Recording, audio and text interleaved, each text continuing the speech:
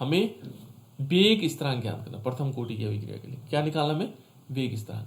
तो ये 3 प्रकार के होते हैं बेटा वेग स्थिरांक, और तीनों में कुछ ज्यादा अंतर नहीं है, 3 प्रकार से पूछा जा सकता है ना।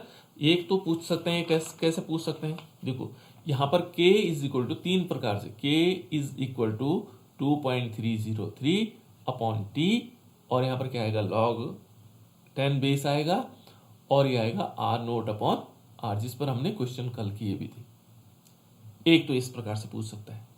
दूसरा ये पूछ सकता है कि पहले पूछा है ना, तो संभावनाएं पूरी हमें, तो उसी संभावना के आधार पर k इज इक्वल टू क्या होगा, इसके जो पूछे जाने की 3 ही पद्धतियां हैं, इससे ज्यादा नहीं पूछ सकते। T2 माइनस T1 ये आएगा, और यहां पर क्या आएगा लिन वही लॉग वाला है ना, और यहां आएगा active mass of R1 upon active mass of R2, ऐसा ले लो, ठीक है ना। एक इस प्रकार से भी आ सकता है। तीसरा किस प्रकार से आ सकता है, तीसरा आ सकता है कि R, ये तीनों ध्यान रखना, तीनों प्रकार से पूछे जा सकते हैं। R इज इक्वल टू क्या आएगा, यहां पर आएगा R नोट, और इसमें आएगा e की पावर माइनस KT। ये तीनों इस टाइप से पूछ सकता है, इस टाइप से पूछ सकता है। और यदि आपको सिंपल कुछ नहीं लिखा हुआ है, ऐसा नहीं लिखा हुआ है, ये लिखे नहीं है, और पूछा हुआ है प्रथम कोटि का वेग स्थिरांक की गणना कीजिए, तो तब आपको यही करना है, तब पहले वाला करना है, ठीक है। तब इनके चक्करों में मत पड़ना, ठीक है। यदि केवल पूछा है वेग निकालिए, ठीक है ना, वेग स्थिरांक निकालिए, तो तब हमें ये पहला वाला करना है।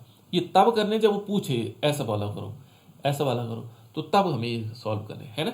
तो चलो पहले शुरुआत वाला पहले देखते हैं, पहले वाला। तो पहले वाला कैसे निकालेंगे, हमें क्या निकालना है, k इज इक्वल टू क्या है 1/t, और यहां क्या आएगा, क्या था बेटा, नहीं 2.303, और log 10 बेस होगा, और r नोट अपॉन r, ये निकालना है। तो कैसे निकालेंगे, सबसे पहले हम क्या करेंगे, इसके लिए पहले परिभाषा लिखनी है। अभिक्रिया का यहां पर क्या होगा, अभिक्रिया का वेग अभिकारक के सांद्रता के प्रथम घात के समानुपाती होता है। अभिक्रिया का वेग अभिक्रिया की सांद्रता के प्रथम घात के समानुपाती होता है। यदि शून्य घात होगा, शून्य घातांक के समानुपाती होगा, तो शून्य कोटि की हो जाएगी। यहाँ प्रथम घात के समानुपाती होता है ना। तो यहाँ पर मान लीजिए हमने रिएक्टेंट लिया, ये अभिकारक लिया, और ये किसमें हुआ चेंज, प्रोडक्ट में। तो हमें वेग निकालना है, तो वेग 2 प्रकार से निकालना है। वेग बराबर क्या होता है हमारे पास, वेग बराबर होता है जो अभिकारक है उसकी सांद्रता में हुई कमी, तो d active mass of R कितनी कमी हुई अपॉन dt, समय के साथ जितना उसकी सांद्रता में परिवर्तन आया वो क्या कहलाता है, वेग कहलाता है। एक दूसरा वेग हम दूसरे टाइप से निकालते हैं। वेग कैसे निकालते हैं, वेग हमेशा क्या होगा, जो अभिकारक की सांद्रता के समानुपाती होता है। ये दोनों इस प्रकार से परिभाषाएं थी, ठीक है। और इन दोनों परिभाषाओं को, ये भी वेग है और ये भी वेग है, दोनों तो ये बराबर होंगे। तो इनको हम ऐसे भी लिख सकते हैं कि कैसे, कि माइनस d और active mass of R upon dt is directly proportional to किसके, R के प्रोपोर्शनल। अब इस प्रोपोर्शनल का चिन्ह हटाते हैं, देखो माइनस d और active mass of R upon dt है ना, और इस चिन्ह को हटाएंगे तो क्या होगा, बराबर क्या आएगा k, और यहां आएगा एक्टिव मास ऑफ R। इस R को यहां ले लेते हैं, इसको यहां ले लेते हैं, और ये माइनस के चिन्ह इधर ले लेते हैं। तो यहां पर क्या आएगा, d और एक्टिव मास ऑफ R है ना, active mass of R upon active mass of R, ये वाला R ले लिए यहां से है ना, और is equal to minus k dot dt, इस टाइप से आ जाएगा। अब इसका समाकलन करेंगे, इंटीग्रेशन, समाकलन है ना। इसको चाहो तो समीकरण 1 मान लो है ना, इस समीकरण 1 का समाकलन कर ले, तो समीकरण 1 का समाकलन करेंगे, इसमें इंटीग्रेशन का चिन्ह लगा देंगे, ठीक है ना। इंटीग्रेशन का चिन्ह ऐसे होता है ना, इसमें इंटीग्रेशन, तो क्योंकि बाहर आ जाएगी, इसका इंटीग्रेशन नहीं होता बेटा है ना। तो यहाँ पर क्या आएगा, जब हम इंटीग्रेशन करते हैं तो इंटीग्रेशन करने पर क्या आएगा, यहाँ आएगा लिन एक्टिव मास ऑफ R, और इज इक्वल टू क्या आएगा, minus KT plus I, KT plus I है ना, KT प्लस I क्या है यहाँ पर, इंटीग्रेशन कांस्टेंट, और यहाँ पर इंटीग्रेशन कांस्टेंट। अब ये कहता है कि मान लीजिए यदि हम क्या करते हैं, यदि हम क्या लेते हैं, यदि R जो हमारे पास time is equal to 0, time 0 होता है तो जो आर की वैल्यू होती है आर बराबर आर नोट के बराबर हो जाता है बेटा, प्रारंभिक मात्रा जो आर होगा वो प्रारंभिक मात्रा के बराबर होगा। अब इनकी वैल्यू को हम यहाँ रख लेंगे इस वाले इक्वेशन में, ये वाले जो मान है इक्वेशन 2 मान लो, इसका मान जो है इक्वेशन 2 में रखने पर, तो इसका मान इक्वेशन 2 में रखेंगे, है ना। ये वैल्यू जो है इक्वेशन 2 में रखेंगे तो क्या होगा, इक्वेशन 2 में जब हम इसको रखेंगे तो क्या होना चाहिए, देखो इसमें क्या आना चाहिए, यहाँ पर आर की जगह क्या लेंगे, आर नोट, यानी कि यहाँ आएगा लेन और यहाँ आएगा आर नोट, क्योंकि आर की जगह क्या रखना है, आर नोट। और यहाँ पर क्या आएगा, देखो इज इक्वल टू माइनस के इंटू टी का मान 0 हो गया तो ये सब 0 हो जाएगा, प्लस आई, तो इसका मतलब क्या हुआ, प्लस आई, ये तो 0 हो जाएगा। यहाँ पर क्या आएगा, ये आएगा लेन आर नोट, इस प्रकार से ये वैल्यू आ गई हमारे पास, है ना। आई, इस वैल्यू को या इक्वेशन नंबर 3, ये इक्वेशन नंबर 3 मान लो इसको, इस वैल्यू को हम क्या करेंगे, इक्वेशन नंबर 2 में रख लेंगे। यहाँ पर क्या करेंगे, समीकरण 3 का मान कितने में रखेंगे, 2 में रखने पर, 2 है ना, 2 में रखने पर। अब इसको रखने पर क्या होगा आई की वैल्यू हम यहाँ रख लेंगे, है ना। तो यह क्या आएगा, लेन, तो आर ही रहेगा, है ना, इज इक्वल टू माइनस के टी, तो वो पहले से था उसमें, और आई की जगह हमने क्या करना है, इसको रखना है लेन, और यहाँ क्या आएगा, एक्टिव मास ऑफ आर। अब कुछ नहीं करना, ठीक है ना, इसको इधर लेके आओ तो ये माइनस है, इधर आके प्लस हो जाएगा, ये माइनस प्लस है, उधर जाके माइनस हो जाएगा। तो हम क्या करते हैं, के टी को हमने इधर लाए तो प्लस हो गया, है ना।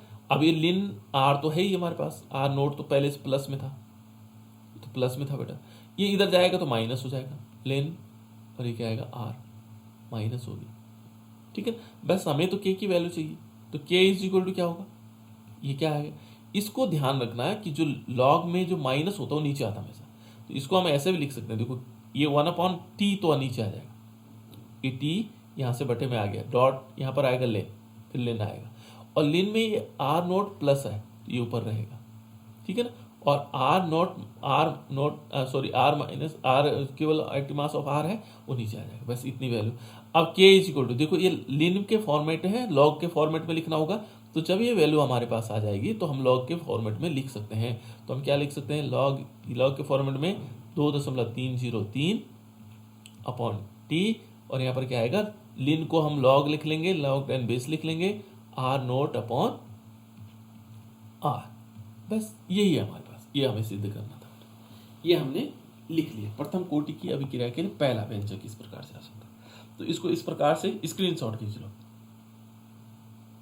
वैसे मैंने रिकॉर्ड लगा रखा, फिर भी स्क्रीनशॉट खींच लो, रिकॉर्डिंग अपलोड नहीं हो पा रही, स्क्रीनशॉट खींच लिया कि इस वाले के लिए हम कैसे सॉल्व करेंगे, ठीक है। नहीं आएगा फिर शाम को फिर बताऊंगा, प्रैक्टिस करनी होगी, है ना।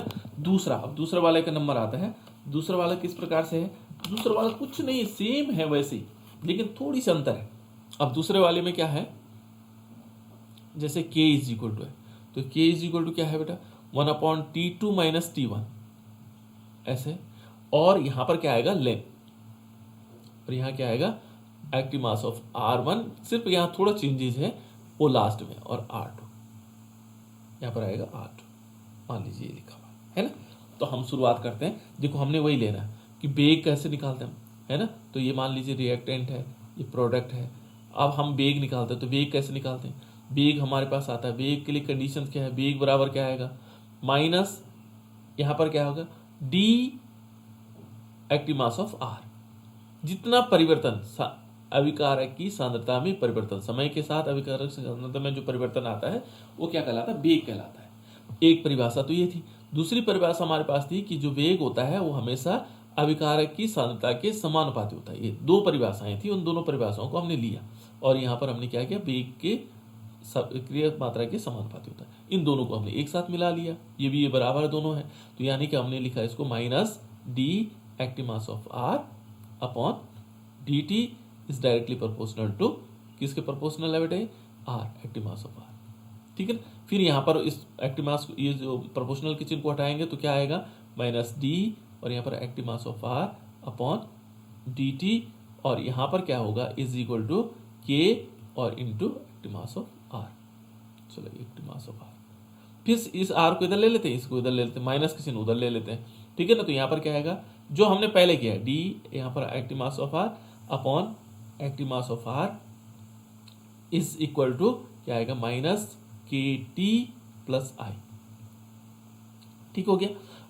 आई क्या है यहाँ पर, सॉरी आई कहाँ से आ गया, अभी ध्यान कहीं और है, ठीक है ना। के टी ये आ जाएगा बेटा, है ना, के डी टी, सॉरी के डी टी होगा, है ना, डी टी हमने यहाँ से इधर ले लिया तो ये आ जाएगा।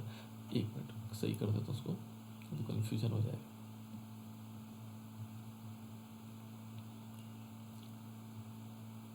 ठीक है बेटा, यहाँ पर क्या करेंगे, के तो हमारे पास है और डी टी हमने यहाँ से इधर ले लिया। अब क्या करेंगे, इसका समाकलन करेंगे। ये इक्वेशन मान लो, है ना, इक्वेशन मान लेते हैं इसको, इक्वेशन फर्स्ट मान लेते हैं। और यहाँ पर क्या करेंगे, समाकलन, इंटीग्रेशन। यहाँ समाकलन केवल मैं शॉर्टकट लिख रहा हूँ, बाकी आप लोग लिख रहे हैं। समाकलन किया हमने इसका, इक्वेशन का समाकलन करने पर क्या हुआ, इसका जो आया वो आया लेन और एक्टिव मास ऑफ आर, ठीक है ना, इज इक्वल टू क्या आया माइनस के टी प्लस आई। ये हमारे पास इक्वेशन नंबर सेकंड हो गई। बस यहीं से परिवर्तन है, यहां से क्या आएगा, परिवर्तन आ जाएगा, है ना। इस इक्वेशन से हम ले सकते हैं, नहीं इस इक्वेशन के बाद ये आ गया। अब हमें क्या निकालना है, यदि हम लेंगे, यदि मान लीजिए हमारे पास यदि टाइम इज इक्वल टू 0 है, और तो क्या होगा, जो एक्टिव मास ऑफ आर होगा वो आर नोट के बराबर होगा, ये प्रारंभिक मात्रा के बराबर होगा। तो इस इक्वेशन में हम क्या करेंगे, यहां से थोड़ा सा चेंजेस कर देंगे। क्या चेंज करना है, यहां पर क्या होगा, इन वैल्यू को यहां रख लेंगे। तो यहां पर क्या होगा, इससे क्या होता है कि लेन, ये देखो लेन, और यहां पर एक्टिव मास ऑफ आर है तो ये आर नोट हो जाएगा, और यहां माइनस के टी के इंटू 0 और प्लस आई। इससे क्या हुआ, ये तो 0 हो जाता है, और plus I is equal to क्या होगा, ये वैल्यू हम पहले भी निकाल चुके हैं, लेन एक्टिव मास ऑफ आर। यह इस वैल्यू को, इक्वेशन नंबर जो थर्ड है, ये थर्ड है, इस वैल्यू को हम क्या करेंगे, जो थर्ड है, इक्वेशन नंबर जो हमारे पास थर्ड है को सेकंड में रखेंगे। मैं शॉर्टकट लिख रहा हूँ बेटा, है ना, सेकंड में, दूसरे में लिखेंगे, ठीक है ना। सेकंड को यहाँ डाल देंगे, तो इस वैल्यू को रखने पर क्या आएगा, यहाँ पर आएगा, यह आएगा लेन और active mass of R nought, ठीक है ना, और माइनस के टी और प्लस क्या होगा आई की जगह क्या होगा लेन, और यहाँ होगा active mass of R nought. Oh sorry, ये आर नोट नहीं होगा बेटा यहाँ पर, है ना, पहले वाली वैल्यू आर नोट नहीं होगी, वो तो आर ही होगी, तो ऊपर वाले में आर नोट हुआ, ठीक है ना, ये वैल्यू आर रही, क्योंकि इसमें हम मान रख रहे हैं उसका, ठीक है। तो इस प्रकार से हो जाएगा। जब ये वैल्यू आ जाए तो ये इक्वेशन नंबर चौथी मान लो इसको। बस यहां पर आपका काम चेंज होगा, यहां थोड़ा सा चेंजेस करना जब ये इक्वेशन आ जाए, क्योंकि पहले वाले में हमने यहां तक आए थे। अब इसमें क्या करना है, इस वाली इक्वेशन में थोड़ा सा मान हमने रख लिया, और ये इक्वेशन नंबर 4 आ गई। इस इक्वेशन 4 को हम क्या कर सकते हैं, समीकरण 4 से यदि समय इसके लिए लेंगे, यहां पर लिख सकते हैं हम समीकरण 4 से। तो हम क्या करेंगे, समीकरण 4 से क्या करेंगे, समय t1 पर, इस समीकरण 4 को हम क्या लेंगे, समय t1 ले लेंगे, समय t1 पर। अब इसके लिए समय t1 देखते हैं, टाइम अलग ले लेते हैं ना, t1 पर। तो t1 पर क्या होगा, यदि हम t1 पर टाइम पर लेते हैं तो इसकी वैल्यू क्या होगी, r1 हो जाएगी, ये वाला r1 हो जाएगा, ये होगा लेन, और यहाँ पर आएगा एक्टिव मास ऑफ r1, बाहर लिख लो चाहे अंदर, कोई फर्क नहीं पड़ेगा, है ना, r1। और यहाँ पर क्या होगा, इज इक्वल टू के में तो कोई परिवर्तन नहीं आएगा, और ये आएगा t1, ये t1 आएगा। और इसमें क्या होगा, देखो ये भी कोई परिवर्तन नहीं होगा, प्रारंभिक मात्रा में कोई परिवर्तन नहीं आता है, आर नोट। इस समीकरण नंबर 5 मान लो, ठीक है ना। अब t2 समय पर देखो, t2 समय पर यदि हम t2 समय लेते हैं, t2 समय पर ये वाला है ना, t2 समय पर, तो क्या आएगा, ये वैल्यू आएगी लेन, और यहाँ आएगा एक्टिव मास ऑफ आर, ये 2 हो जाएगा, है ना, इज इक्वल टू माइनस के t2, ये भी समय t2 है, और ये लेन क्या आएगा, आर नोट आएगा। अब हमें क्या करना है, ये समीकरण नंबर 6, हमें क्या करना है कि जो समीकरण R1 और R2 है ना बेटा, ये क्रमशः क्या है, T1 T2 पर सांद्रताएं हैं, किसकी, टी समय t1 और t2 पर क्या है, अभिकारक की सांद्रता है। ठीक है, अब यहाँ पर क्या होगा, यहाँ पर हम क्या करेंगे कि इसमें से एक काम करेंगे, समीकरण नंबर जो हमारे पास क्या है 5 है, 5 में से 6 को घटा देंगे। देखो 5 में से 6 को माइनस किया, ये माइनस का चिन्ह मैंने यहाँ लिख लिया है ना, तो 5वीं वाली ये है, उससे ये दूसरे वाले घटाएंगे, तो इसमें से देखो जब 5 से 6 घटाएंगे तो क्या होगा, ln active mass of R1 minus ln active mass of R2, ठीक है ना, ये आएगा। और इसमें से क्या होगा, इज इक्वल टू, देखो ये दोनों तो कैंसिल हो जाएंगे, जब ये घटाने पर क्या होगा, ये इससे कट जाएगा, ठीक है। लेकिन यहां पर क्या होगा, माइनस देखो KT1 माइनस, फिर माइनस का चिन्ह, फिर माइनस KT2, ये आएगा, ये घटाने का चिन्ह है ना।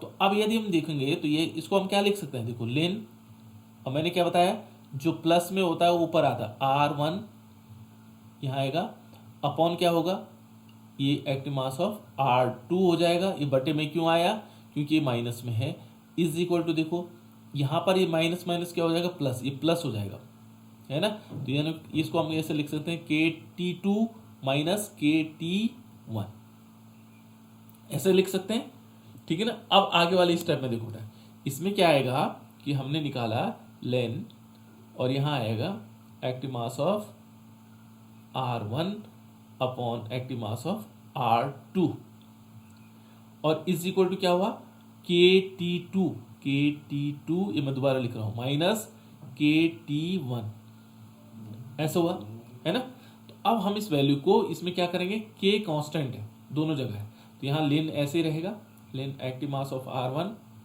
Upon active mass of R2 is equal to K constant होगा T2 माइनस T1,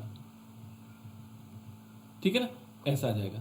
अब K की वैल्यू निकालेंगे तो K बराबर क्या आएगा, K बराबर हमारे पास आएगा, ये वो आएगा 1 अपॉन T2 माइनस T1, ठीक है ना, और यहां लेन होगा, और लेन ये देखो R1 अपॉन R2 ये होगा, और यही वैल्यू हमने निकालनी थी, देखो ये वैल्यू निकाल दी हमने, सॉरी और ही हो गया, ये वाली वैल्यू देखो आया कि नहीं आया, यहाँ लास्ट में, ये इसको ऐसे में लिख लो, चाहे ऐसे में भी लिख सकते हैं, K इज इक्वल टू क्या आएगा, 1 अपॉन T2 माइनस T1, है ना, लेन का यहाँ पर आएगा active mass of R1 upon active mass of R2, ऐसे भी लिख सकते हैं। तो ये दोनों प्रकार से हमारे पास वैल्यू आ गई। देखो यहाँ देखो, पहले ये वाली वैल्यू, तो आप स्क्रीनशॉट खींच लो, इसका खींचो और इसका। अब तीसरा नंबर, ये सारे प्रथम कोटि के लिए है, तीसरे वाले के लिए देखो, तीसरा वाला सरल है ना, लेकिन ये हम यूज नहीं करते इसको, इसलिए थोड़ा कठिन लगता है ना।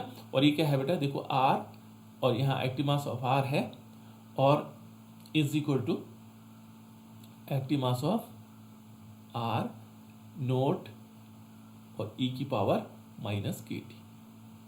भाई ये निकालना, ये एक बार बोर्ड एग्जाम में पूछा गया था 2009 में, क्योंकि जब पेपर टफ आता है तो ये पूछा जाता है, क्यों, बहुत लंबे पहले पूछा गया, तो इसलिए तुरंत नहीं पूछा जा सकता है ना। तो यहाँ पर भी हमने वही करना है, देखो रिएक्टेंट होगा प्रोडक्ट में कन्वर्ट होगा, है ना। तो रिएक्टेंट क्या होगा बेटा, देखो इसमें क्या होगा, बेग निकालेंगे तो कैसे निकालेंगे, बेग बराबर क्या आएगा, यहाँ पर बेग बराबर आएगा माइनस एक्टिव मास ऑफ जो इसमें R अपॉन समय के साथ सांद्रता में परिवर्तन, ये है बेग की परिभाषा, समय के साथ सांद्रता में परिवर्तन। और दूसरा बेग निकालेंगे तो कैसे आएगा, बेग बराबर कैसे निकालेंगे, अभिकारक की सांद्रता के समानुपाती होता है, अभिकारक जो बेग होता है अभिकारक की सांद्रता के समानुपाती होता है, जितने उसका सांद्रता होगी उसी हिसाब से उसका बेग होगा, है ना। इन दोनों को मिला लेते हैं, तो फिर मिलाने पर क्या होगा, minus t active mass of R upon dt, और directly proportional to active mass of R। ये आपको स्टेप याद हो गए होंगे, है ना। माइनस देखो d active mass of R upon dt, और यहाँ पर इज इक्वल टू का चिन्ह लगाएंगे, k लिखेंगे और एक्टिव मास ऑफ R कर देंगे। इस R को नीचे ले लेंगे, इस dt को उधर ले लेंगे, माइनस भी उधर ले लेंगे, तो यहाँ पर क्या आएगा d active mass of R होगा अपॉन ये एक्टिव मास ऑफ आर हो गया। यहाँ पर क्या होगा, इज इक्वल टू माइनस का चिन्ह इधर ले लिया, के यहाँ था और इंटू डी टी हमने वो नीचे से आया, ठीक है ना। समाकलन करेंगे यहाँ पर क्या करेंगे, इसका समाकलन करने पर, है ना, समाकलन करेंगे तो समाकलन से क्या आया बेटा, समाकलन से हमारे पास ये आ जाएगा, यहाँ पर आएगा लेन एक्टिव मास ऑफ आर और यहाँ क्या आएगा प्लस इज इक्वल टू के टी प्लस आई, माइनस का चिन्ह होगा, है ना, के टी प्लस आई, ये समाकलन के द्वारा हमें प्राप्त हो जाता है, ठीक है ना। अब हमें फिर वही करना है कि यदि इसको दो पार्ट में कर देता हूँ, ठीक है ना। यदि हमारे पास क्या होगा, यदि टाइम बराबर 0 हो तो ऐसी दशा में जो आर होता है वो आर नोट के बराबर होता है, प्रारंभिक मात्रा के बराबर होता है ना। तो इस वैल्यू को इसमें रखेंगे, है ना। इसको समीकरण नंबर 1 मान लेते हैं, कौन सी वाली, इसको समीकरण नंबर 1 मान लेते हैं, समीकरण नंबर 2 मान लेते हैं इसको, है ना। समीकरण 2 में रखेंगे तो क्या आएगा, समीकरण 2, है ना, इस वैल्यू को समीकरण 2 में रखेंगे तो यहाँ पर होगा लेन और यहाँ पर आएगा active mass of R note और इज इक्वल टू क्या होगा कि माइनस के और टी को 0 ले लेंगे प्लस आई, इससे वैल्यू क्या आती है plus I is equal to क्या आ जाता है हमारे पास, क्या आ जाता है लेन और यहाँ आएगा active mass of R nought. इतनी बात समझ में आ गई। इस वैल्यू को इक्वेशन नंबर 3 की वैल्यू को इक्वेशन नंबर 2 में रखेंगे तो रखने पर क्या आएगा, ये आ जाएगा लेन यहाँ active mass of R note और इज इक्वल टू क्या आएगा, यहाँ पर इसकी सॉरी आर नोट नहीं आएगा, सॉरी यहाँ पर क्या होना है, ये आर नोट नहीं होगा, यहाँ पर आएगा आर आएगा, वो तो पहले से वैल्यू थी, है ना, और यहाँ आएगा माइनस के टी और प्लस क्या होगा, यहाँ आएगा लेन ये आएगा active mass of R note, ये वैल्यू। अब ये इक्वेशन नंबर हमारे पास कौन सी हो गई, इस इक्वेशन नंबर को 4 मान लो, है ना, ये 4 मान ली। जब हमारे पास ये वाली इक्वेशन आ जाती है ना, इस इक्वेशन के बाद हमारे पास बहुत सिंपल चीजें हैं। यहां हमने क्या करना है, इसको हमें क्या लेना है, किस तरफ ले लेना, किसी भी तरफ ले सकते हो, इसको कोई दिक्कत नहीं है ना। तो यहां पर क्या होगा, इसको हम ऐसे ले सकते हैं बेटा, देखो ये जो लिन वाले हैं इनको एक साइड ले लेते हैं, इसको इधर ले लेते हैं और इसको इधर ले लेते हैं, है ना, ठीक है। तो क्योंकि थोड़ी सी अंतर है, यहां पर हम क्या करेंगे, ये आएगा के टी आएगा और इज इक्वल टू क्या होगा, ये आएगा, थोड़ी सी गड़बड़ हो रहा है बेटा, इस बार इसको लेते हैं माइनस के टी को, थोड़ा सा अलग है, यहाँ पर थोड़ा चेंज है, यही थोड़ा सा चेंज है, बाकी नहीं है। देखो इसमें हम क्या करेंगे, आ तो वैसे भी जाएगा, कोई दिक्कत नहीं, इस के टी को यहीं रहने देते हैं, इसको माइनस वाले को ले लेते हैं, यानी कि हमारे पास आएगा लिन आर तो पहले से था और क्योंकि हमने इधर वाला आर ले रहे हैं तो ये माइनस लिन आर नोट इधर आ जाएगा, क्योंकि बराबर यहां पर माइनस के टी ये तो है। और इसको हम ऐसे भी लिख सकते हैं कि ln R active mass of R upon ln active mass of R note, ये हमने अब आर नोट इस समय नीचे है ना, और माइनस के टी, ऐसे बस इतनी जब वैल्यू आ जाए, अब आपको कुछ नहीं करना है, क्या करना है, माइनस के चिन्हों को हटाओगे तो ये ऊपर हो जाते हैं ना, पर कोई दिक्कत नहीं। अब हम क्या करेंगे, दोनों तरफ लघुगुणक लेंगे, प्रति लघुगुणक, यहां पर क्या करेंगे, दोनों तरफ प्रति लघुगुणक लेने पर, प्रति लघुगुणक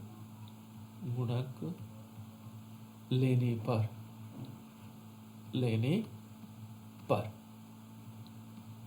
क्या हो जाएगा, ये हो जाएगा R active mass of R और is equal to active mass of R note